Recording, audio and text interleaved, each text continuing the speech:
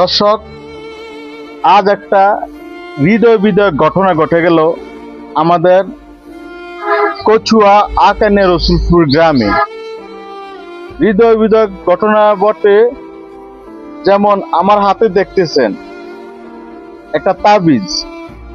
আমাদের আকানে রসুলপুর গ্রামের একটি কবরস্থানের পাশে কবরস্থানটা ভেঙে যাওয়ার কারণে, পুষ্পমিত্র কবরস্থানের জায়গাটা ভেঙে যাওয়ার কারণে এই তাবিজটা বেশি গেল।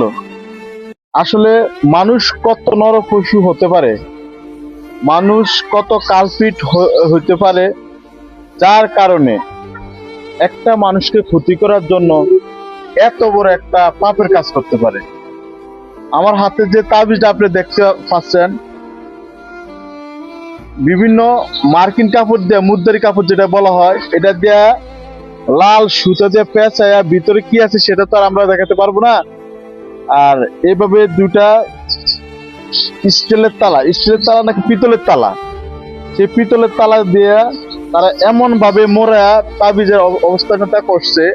এখানে অনেক বড় বড় তাবিজ, প্রায় কয়েকটা, আপনি অবশ্যই স্ক্রিনে দেখতে পাচ্ছেন। আমার প্রশ্ন হলো দর্শক, মানুষ জন্মালে মরতে হবে, সেটা তো সবাই জানে, বাস্তব। আমরা মানুষ মানুষের জন্য, কেন মানুষের লাগে এত ক্ষতি করতে যাব? একটা মানুষের প্রতি কিসের এত আক্রোশ, যা এই তাবিজের কারণে একটা মানুষকে আমরা ধ্বংস করে দেব?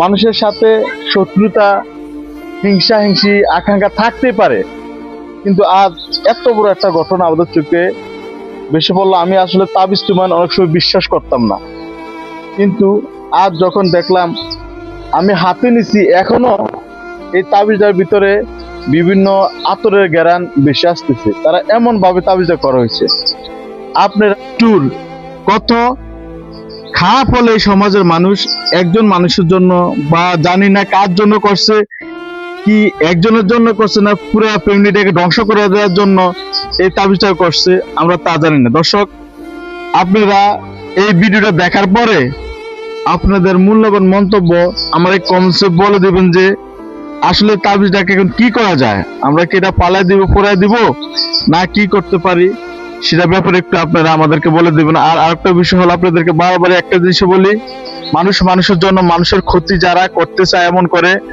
তারা কখনো সুখে থাকতে পারবে না, তারা কখনো ভালো থাকতে পারবে না। আজকের জন্য ভিডিও এখানে শেষ করে দিচ্ছি। আসসালামু আলাইকুম রহমতুল্লাহ।